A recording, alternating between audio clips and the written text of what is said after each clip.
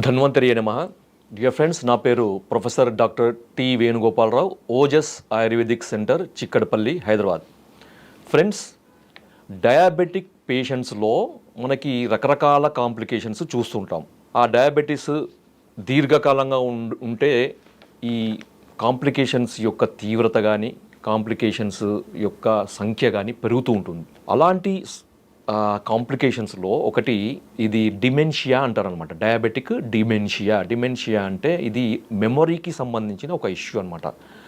దీంట్లో ఏమవుతుందంటే cognitive skills తగ్గుతాయి. తర్వాత బిహేవియరల్ చేంజెస్, చిన్న చిన్న విషయాలు కూడా గుర్తు లేకపోవడము, తర్వాత కోపం ఎక్కువగా రావడము, చిరాకుగా ఉండడము, ఇలాంటి మనం రకరకాలుగా ఈ డిమెన్షియాలో మనము చూస్తుంటాము. తర్వాత సోషలైజేషన్ అంటే వాళ్ళు ఒక 10 మందిలో కలవడానికి, వాళ్ళతో మాట్లాడడానికి ఇబ్బంది పడుతున్నారు. ఎందుకంటే పలానా వ్యక్తి కలిగినప్పుడు కొన్నిసార్లు వాళ్ళ మొహం గుర్తుండదు, లేదా వాళ్ళ పేరు కూడా గుర్తుండదు అనమాట. పేరు పెట్టి పిలవడానికి ఇబ్బంది పడి గుర్తురాక అది తప్పించుకోవడానికి వాళ్ళు ఈ సోషలైజేషన్ గ్యాదరింగ్లు కూడా వాళ్ళు అవాయిడ్ చేసే అవకాశం ఉంటుంది. తర్వాత వస్తువులను కూడా వాళ్ళు మర్చిపోతుంటారు. అంటే ఇప్పుడు పెట్టిన వస్తువు 1 గంట తర్వాత కూడా అది ఎక్కడో పెట్టినని రకరకాలుగా వాళ్ళు చాలా ఇబ్బంది పడుతుంటారు అనమాట.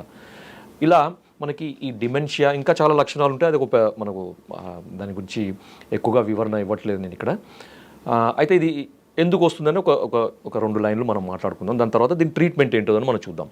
సో ఇది రావడానికి కారణం ఏంటంటే ముఖ్యంగా మనకి బ్రెయిన్లో ఇన్సులిన్ రెసిస్టెన్స్ బ్రెయిన్లో వస్తే దాన్ని టైప్ 3 డయాబెటీస్ అని కూడా మనకి చెప్పారన్నమాట. డయాబెటీస్ వల్ల మనకి ఇన్సులిన్ రెసిస్టెన్స్, ఒకవేళ ఇన్సులిన్ రెసిస్టెన్స్ అనేది మనకి శరీరంలో ఉంటే టైప్ 2 డయాబెటీస్, దానికి అదనంగా మనకు బ్రెయిన్లో కూడా ఇన్సులిన్ రెసిస్టెన్స్ కనుక ఉంటే దాన్ని టైప్ 3 డయాబెటీస్ అని కొంతమంది ఈ మధ్య చెప్తున్నారు.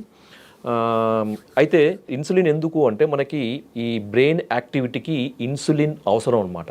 ఇన్సులిన్ యొక్క ఇంకొక మనకి ఉపయోగాలు కేవలం బ్లడ్ మనకి షుగర్ లెవెల్స్ని తగ్గించడమే కాకుండా మనకి బ్రెయిన్ యాక్టివిటీకి ఉపయోగపడడానికి కూడా ఇన్సులిన్ అవసరం ఉంటుందన్నమాట.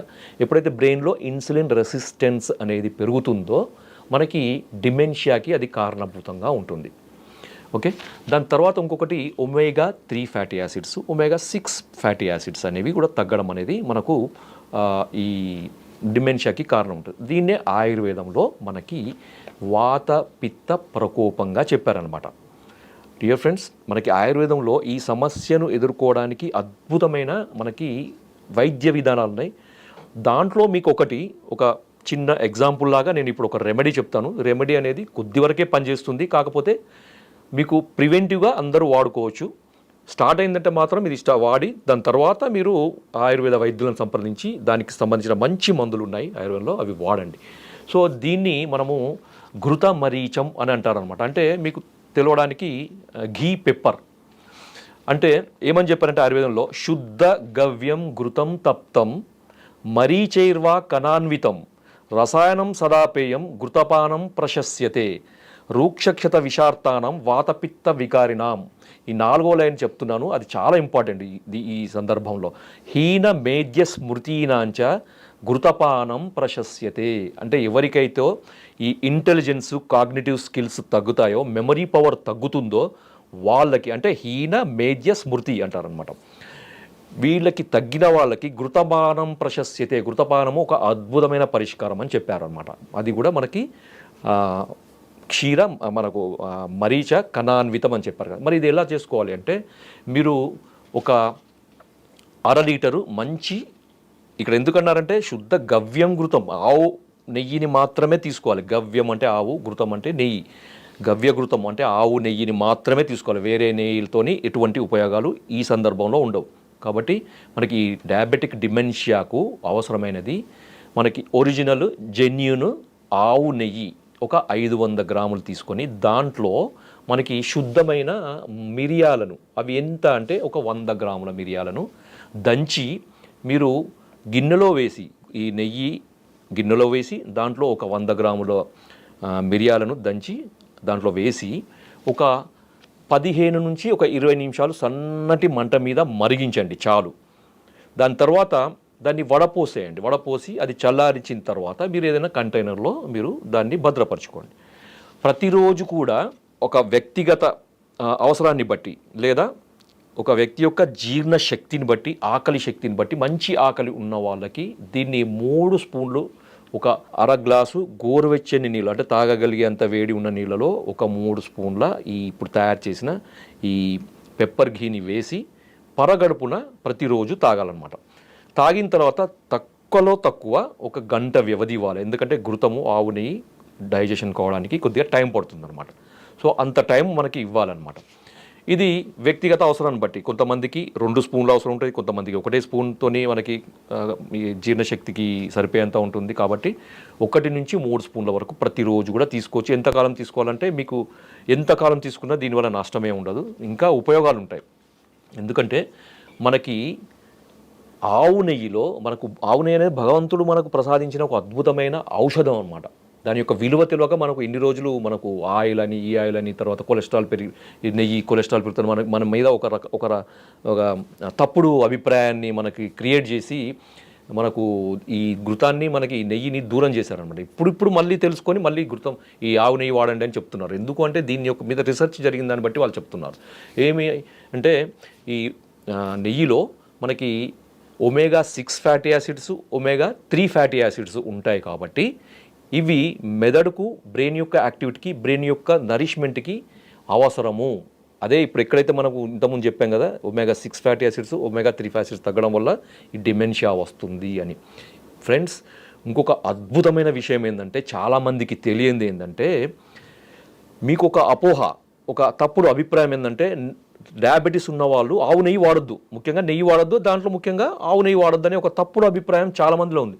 నిరభ్యంతరంగా వాడుకోండి. ఎందుకంటే టైప్ 2 డయాబెటీస్ రావడానికి ఒక కారణం ఏంటంటే ఇన్సులిన్ యొక్క రెసిస్టెన్స్, ఇన్సులిన్ పని చేయకపోవడము. ఇన్సులిన్ సరిగా ఉత్పత్తి అవుతుంది కానీ అది కణాలకు చేరకుండా ఉంటుంది. ఎందుకంటే ఇన్సులిన్ ప్రభావం అనేది అక్కడ ఉండదన్నమాట. ఎందుకంటే రెసిస్టెన్స్ వస్తుంది.